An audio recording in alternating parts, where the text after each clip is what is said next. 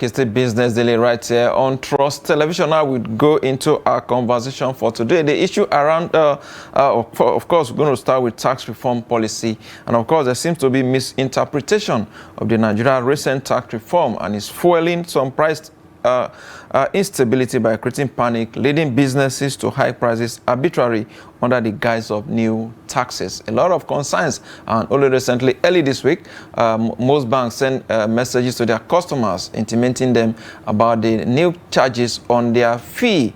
When you're making transfers, you charge a particular fee, and on that fee, you also have to pay additional fee as well. It sounds somehow something that needs clarification, and go and get some today on the show as I'm being joined in the studio by Dr. Sam Omale. Dr. Sam Omale is the president, CEO, Raw Global Investment Network in London, but he's right here with us in Abuja studio. Glad to have you, Doctor. Thank you, Yusuf, for having me. All right, and us joining him on the show is Dr. Aliyu Ilias. He's an economist and, of course, a customer experience expert. Glad to have you on the Business Daily. Thank you for having me. All right, let's start from the issue of tax. Right.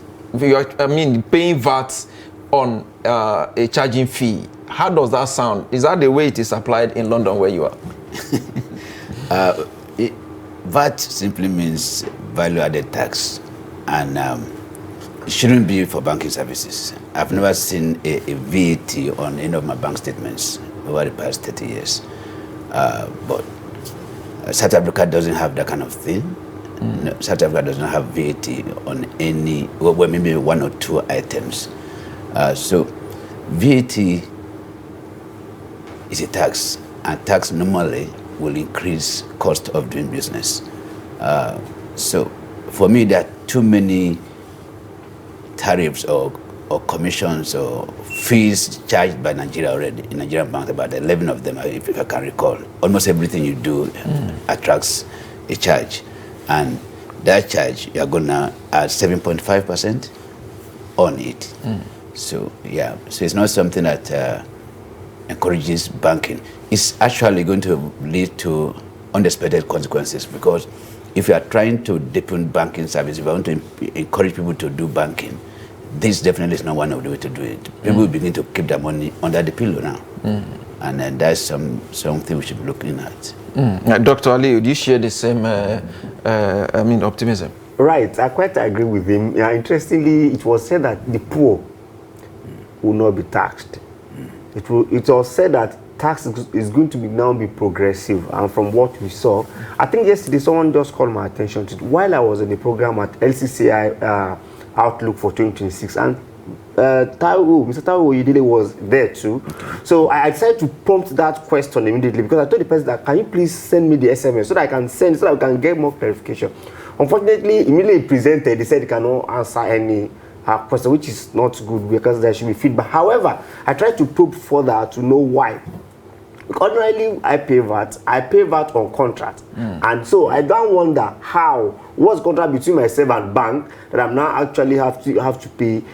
So from the clarification we got is that at every bank transfer or at every SSD you use, bank actually charge VAT. So now I think the onus is now on the NRS now, because they're trying to give out clarification that it has been there. I think you said this will not affect the poor, but this is now taking more from poor. Like Doctor rightly said now, it will encourage people to keep the money in the house or other solutions. And that's why that's untoward consequence, which is unintended rather. So I think they need to look at it critically. Recall that most of us are actually looking at the tax with cautious optimism, because we are only looking at economic knowledge of progressive tax and the advantage therein. But now it shows that the poor are also being charged beyond what is experiencing for. Indeed. But my worry and the concern is that if I'm sending 10,000 naira on, for example, I'm charged 15 naira as a stamp duty. Yeah, it's going to be plus now. Plus now 7.5. VAT. That. Now, on that fee that I was charged, another VAT is going to be... the VAT will be charged on that fee. On that fee. Yes. And it's applicable to the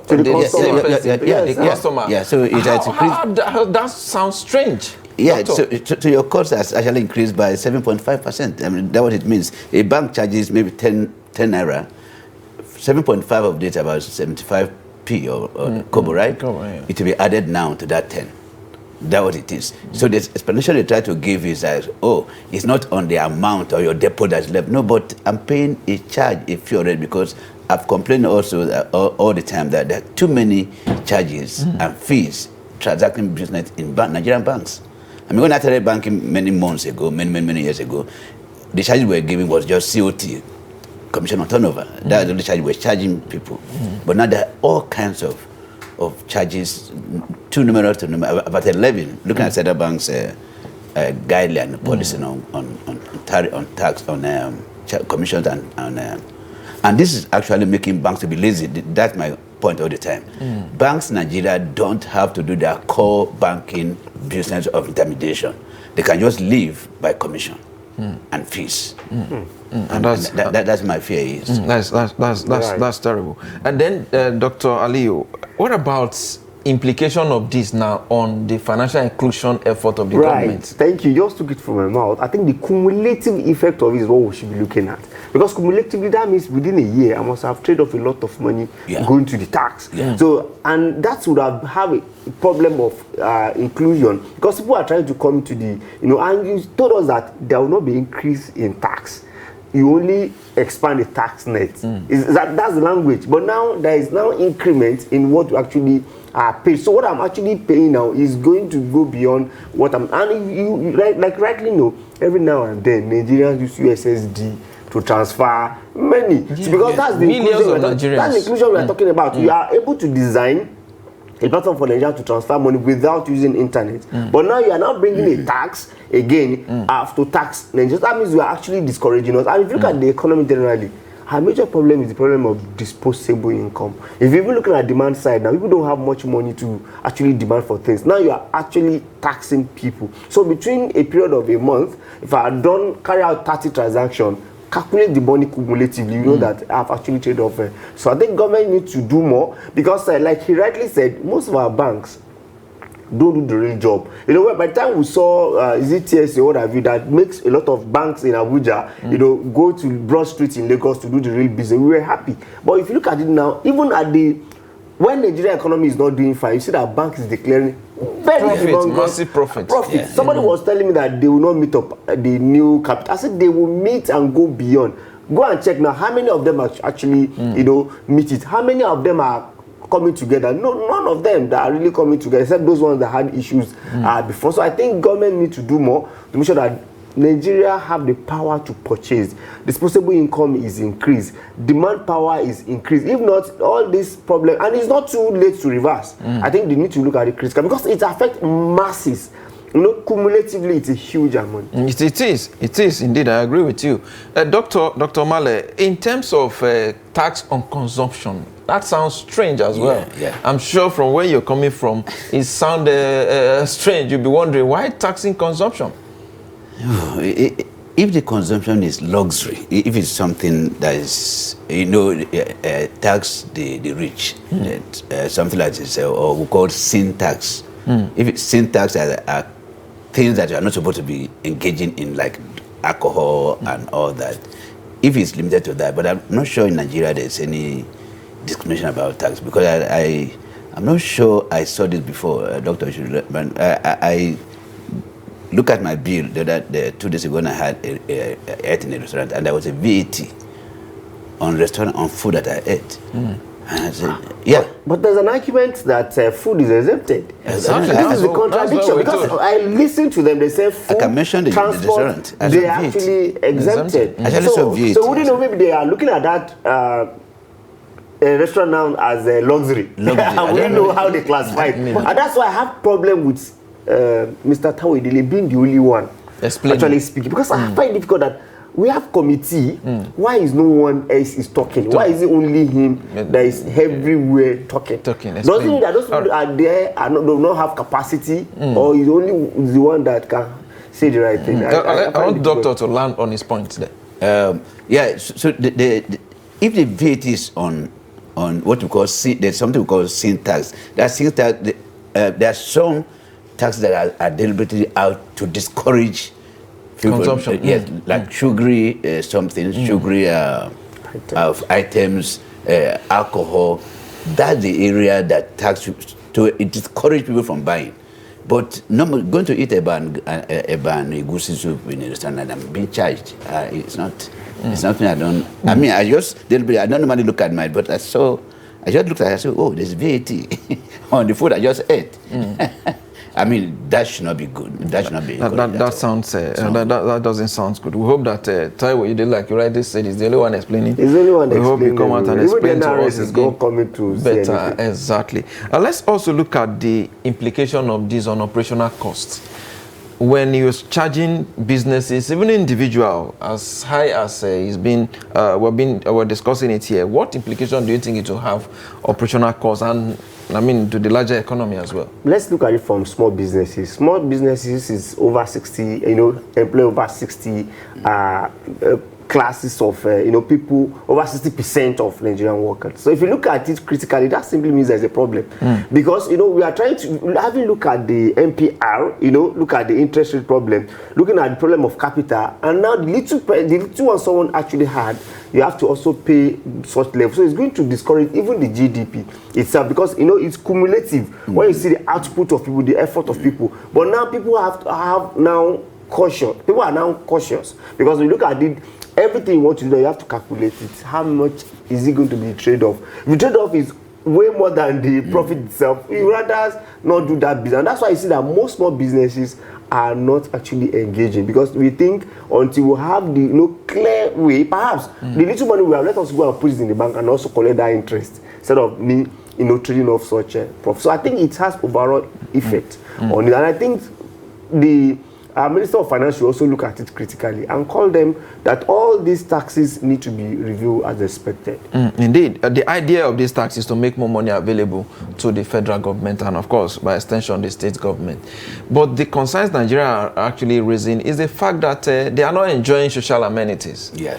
Most Nigerians provide their own water. Yeah. You understand what I'm talking about? In my area, we provide everything. Your electricity, almost everything. Yes. In an estate where I live, we have our security. We provide water and everything. Government per se. Exactly. But what am I think we should say that what clearly. Am I paying tax to the federal government for? Yeah. We are copying what is happening in the UK. In the UK and the US, we understand that primary to secondary school is free. Yeah.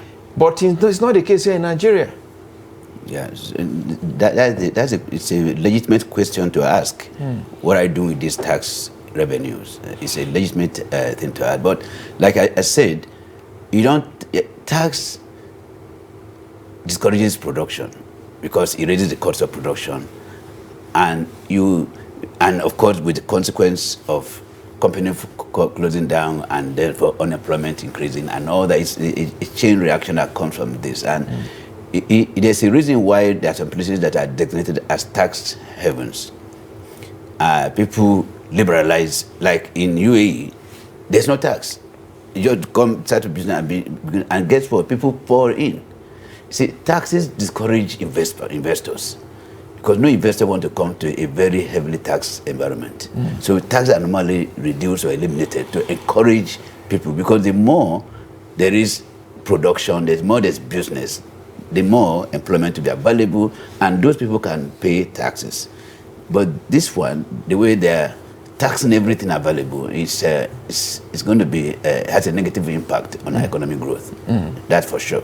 Indeed, Dr. Aliyu, one thing Nigerians are also very good at is exploitation of fellow Nigerians as well. Correct. Some Nigerians can also take advantage of this by inflating prices unnecessarily. We've seen it happening already in some supermarkets and some shops around Nigeria, even in markets. You see people saying, oh, because of new tax law, the price has gone up and things like that. What do you think, what kind of mechanism do you think government should put in place to checkmate this kind of exploitation? Nigerians are very good. Let me even give you a closer exploitation. You could see that CNG is available and it's getting better.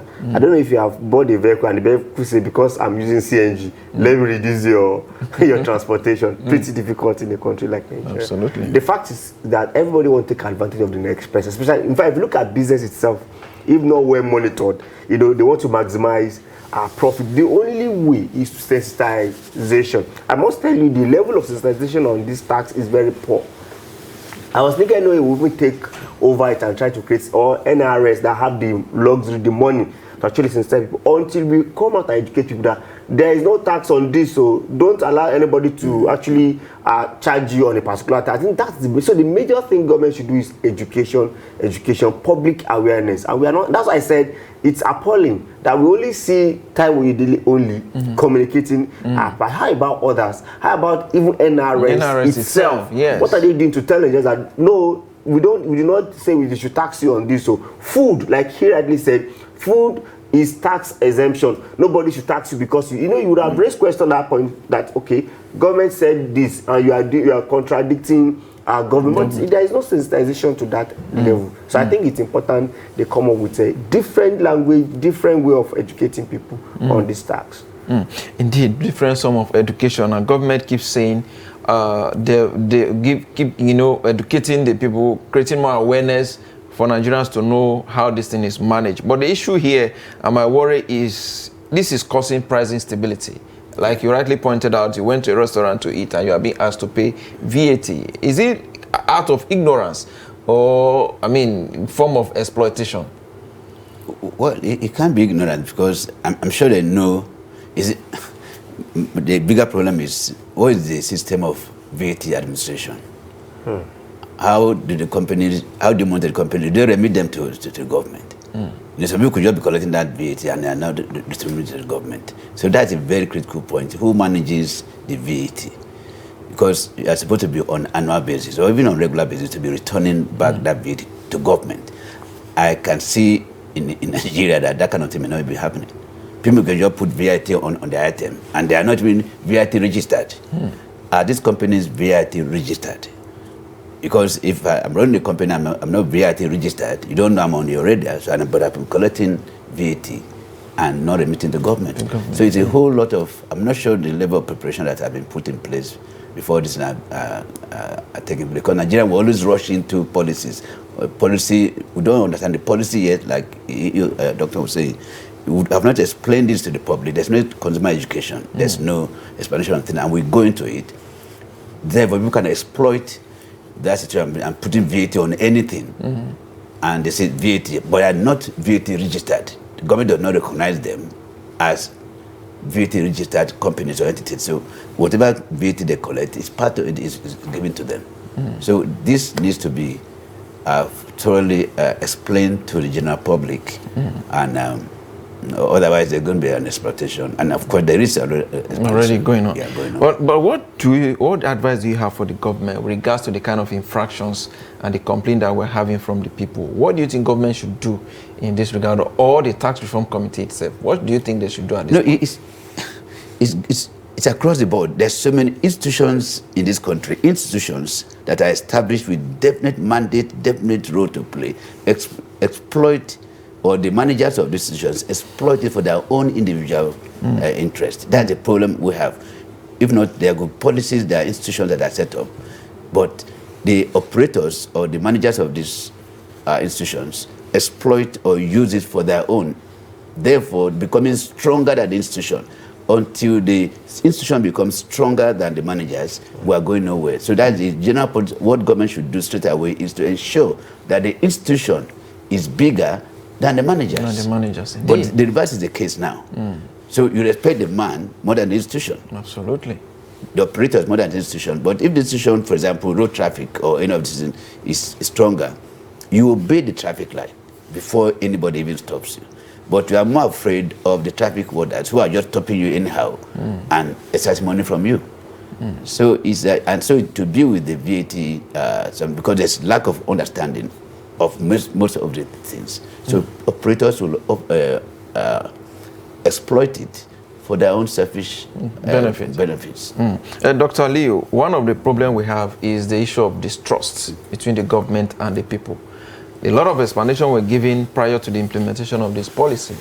But what we are seeing now is different from what we were told in a way. Do you think this is going to deepen that problem of trust that we have in Nigeria? Right. The trust deficit is surely there, and it's going to deepen more. You know why? You know, like I said earlier, you told us that the tax is going to be progressive, and the poor will not be taxed. That you have make sure that no, you won't tax the poor. But indirectly now, every Nigerian are expected to operate a bank account. And those people that cannot do transfer through maybe the smartphone are now doing it through USSD. But you are saying USSD to banks will charge you on, VAT on it as well. So that means the trust deficit become much more, much more reduced. So, I mean, much more higher rather, So, and the only thing we could do now is for us to get from them, it's so sad that I couldn't hear from him yesterday. So I imagine there's other channels or other speakers that I can actually engage, because we understand that maybe the Aliyu Ilias is overwhelmed, he has to answer here and there. But if there is much more people that can educate us, we'll be able, and perhaps we expect government to have explained this before we start seeing it. Recall that it was the bank that was texting people, not the NRS or NRS in this case, because it has been gazetted. Exactly. So we expect NRS to do more to educate people, so that because if this can go, that simply means the exploitation doctor was talking about can still happen in different ways, because we know that we did not hear this before. So it's possible this one is still there that we've not got to hear. Quite a whole lot there with regards to tax. I think government needs to do more explanation so that Nigerians can indeed understand what is going on. I mean, taxing consumption is ridiculous. Let's move on now. Look at inflation. Inflation numbers was released yesterday by the National Bureau of Statistics, which now put Nigeria current inflation at 15.15% for the month of December 2025, apparently beating the target set by the federal government in the 2025 budget proposal. Quite impressive there, you will say. But there's some form of confusion that we need to clarify. When the inflation numbers was released in November, it went down from, it dropped from 16% to about 14.5%. But during the more like a clarification there. According to the NBS statistician general, he did say that they have dropped the old consumption habits and they have refreshed inflation data, which now put inflation number for the month of November now, instead of the 14.5%, it now moved to 17.33%. So what we are seeing now, instead of appreciation, increase, is more like a decrease now from 17.33% to 15.15%. Dr. Aliyu, what does this kind of, data adjustment, what impact do you think it have on the larger economy or the livelihood of the people? Right, I think it's not bad to actually adjust base year, because statutory is what you have to do every year, and it's not also bad to bring out new methodology, because things actually advance. But is it understandable within people? How transparent are those things? For me, I took exception on the issue of if you look at the weight basket for food, it was 50.18 before. Now it's now changed to 40.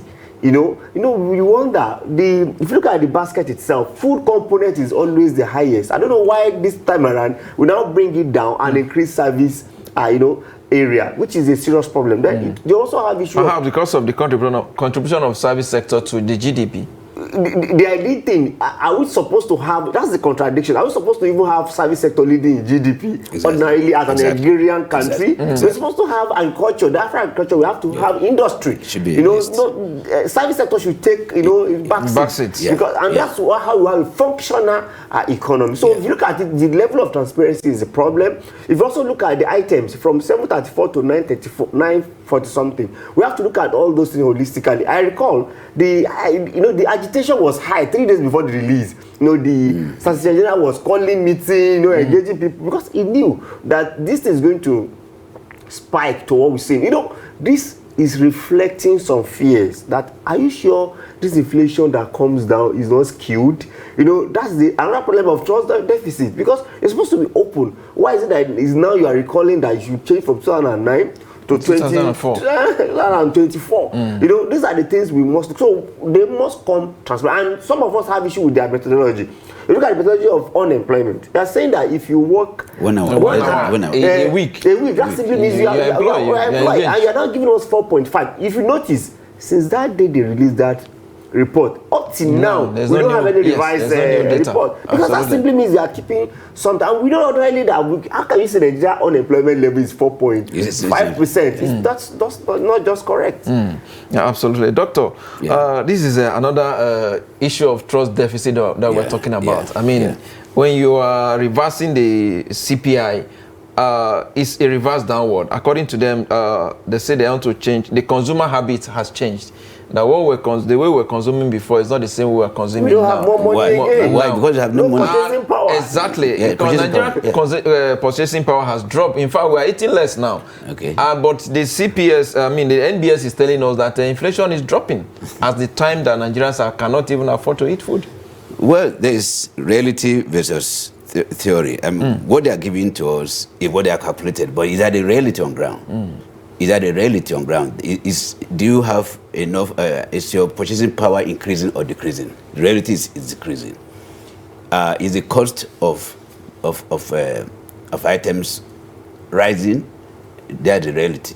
So you can adjust these inflation figures or other econometric metrics to place outsiders, investors who want to come in. Inflation is like this and they want to come in. I think these figures are targeted at external investors and not those who live in the country because they don't make sense. If talk of the ridiculous unemployment figure, don't you have graduates in your houses that don't have jobs? A whole lot. They are even resolving to do POS now. Exactly. So every household has many graduates who are not doing anything, and yet you are telling unemployment is this rate. So it's reality versus theory. That's all. Talking about, you mentioned something now that the figure is targeting foreign investors. It's rather than it's written for them, the citizen. Yeah. But who should come first in an economy where you have a lot of poor people? I think about 144 million Nigerians are in multidimensional poverty. Yes. Don't you think the policy should target the people? Once the people are happy, there is adequate provision for everybody. The foreign investors perhaps will look at the stability in the economy and begin to bring their investment instead of attracting them with a fake, I don't want to say fake numbers. My understanding is that, if Nigerians, no matter how educated they are, don't actually either respect or understand the figures that come out, or they're not affected by it, even banks. Central Bank comes out with a monetary policy interest rate change. It ought to impact on the capital market. It doesn't. A bank closes shop, it's supposed to impact, we call it a contagion effect. It doesn't have in Nigeria. So I don't know that Nigeria, I think economists have to define the Nigerian economy. It's different from normal economies that operate. Because we're not impacted by this. These figures we're discussing, inflation we're discussing today, and charges. How many people are even interested in it? How many people are listening to this program that are not, that they're just, people don't understand them. So until we make it workable, until we make it realistic, we're just deceiving ourselves, because even the institutions, banks, investment companies are supposed to be impacted by this. This figure that came out, the capital market will be operating the same. I've not seen the market. It will not. There's no impact. That's how I tell you exactly. That's how I tell you how non-effective these figures are. That's what I'm saying. It is for foreigners to see, to give a sense of stability, a sense of economic growth that will attract them. But the reality, again, we live with the reality on ground, and we know that the good old days are not here. We are keeping up and up. Prices go up in normal places.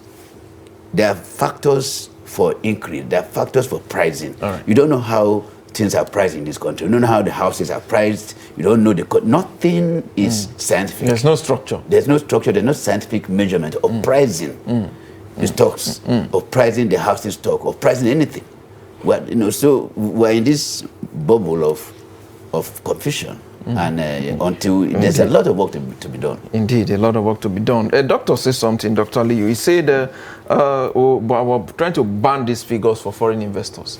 But World Bank is saying something here. Say Nigeria's economic growth remains fragile and then there is need for government to target policies to reduce poverty Exactly. in Nigeria. That is coming from the World Bank. Yeah. So as an investor coming into Nigeria, I mean, when you pick up a statistic from NBS and you pick up the report from the World Bank, I mean, what kind of analysis are you going to give to those reports before you bring in your investment? Right. So quite interesting. If you look at the macroeconomic indicator of Nigerians, it's actually positive. Yeah. You recall even the World Bank, they are also part of the problem too. You know, the World Bank also is saying that this year, all the macroeconomy of the whole world is going to come down, while Nigeria will be at the positive level. But bringing it down to Nigerians, what is the effect of the 2025 gain of macroeconomy on Nigerians? Now, at a point we said it's because of lag time. Maybe it takes time to actually trickle down, or it's problem of implementation. That okay, CBN said MPR is now 27.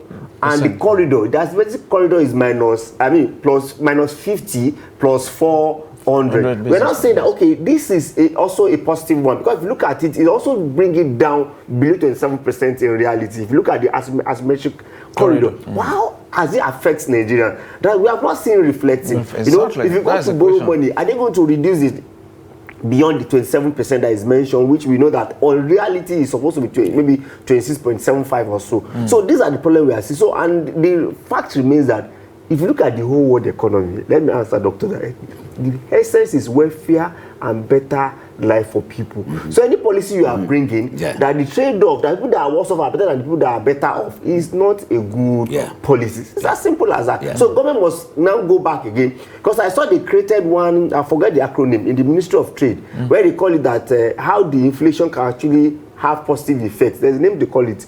They want to consolidate the inflation to actually trickle.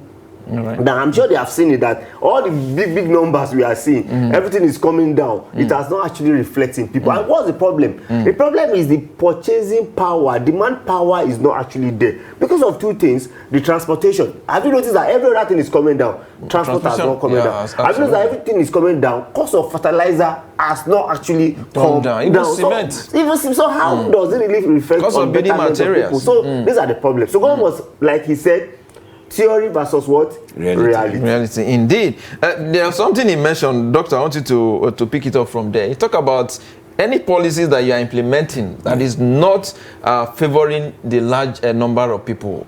This is more like ineffective policy. But here we insist on taking out fuel subsidy. All we're told is that it benefits few people.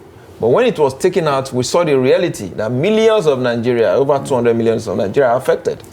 So the question to ask is the savings from the subsidy, where is it?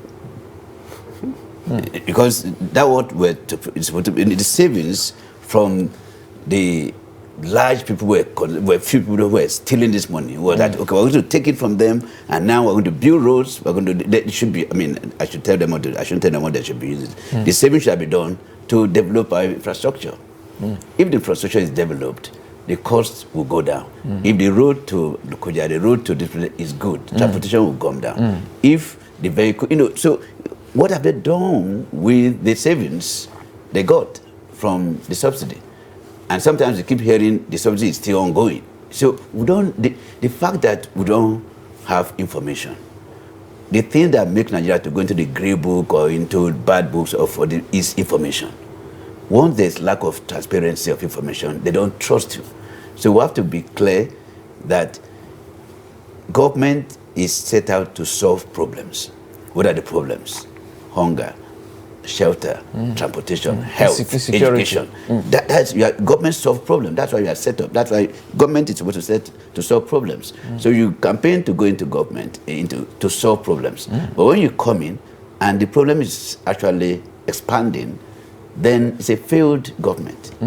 So the welfare of the people is paramount. Because without the people, there's no government. Without the people, there's no technology. Without the people, there's no growth. People. So it's I don't know. All right. As we begin to wrap up now, we have about less than 2 minutes to go. Dr. Aliyu, the government, the purpose of government is for them to provide basic necessity of life for the people. Solve problems. But right now, what we have is more like the people themselves are not even having a say in the government. What do you think should be done? Where is the missing link? It all seems that we are helpless. Right. I think the major problem I will see is that all government policy are top to bottom approach. They were supposed to be bottom up approach. That's why all the poverty reduction program we have been creating does not have effect. I listened to Tope Fasua yesterday in that program. He said they are coming up with economic policy for Nigeria, National Development Plan. And I was looking, you are coming up with another big name. The one we have, how well are you actually manage it, yes. Now, how well are we actually managing between federal government, states, and local government? Remember, Obasanjo government, there's what we call needs. It trickled down to seed, trickled down to lead. So you can actually look at the economy. So you are giving states more money. What is the impact on Nigerian economy? Nigerian economy, indeed, very important. Doctor, in 30 seconds now, you're a politician. You ran to become governor of your state at a point. What do you think should be done? The people appear to be helpless at this point. It does seem that the people, the contribution doesn't matter. Yeah. The people must insist on their right to elect properly. Their votes must count. What's happening in Iran is high inflation and other government policies. Once people, you put them to the ground, to the floor, they will rise up. So government should not instigate people into riots because he that is down need fear no fall. And a hungry person is an angry man. Absolutely. Thank you so much, Dr. Sam Omale, President, CEO, Rock Global Investment Network, London. Thank you so much for joining us on the show. My pleasure. We appreciate it. We need to see him on... now we are together live in the studio. Dr. Aliyu Ilias, an economics customer experience expert. Thank you so much. Thank you for having me. I appreciate it. Thank you. With that, is a wrap on the show for today and for the week. We'll be back again on Monday. I am Yusuf Akogu.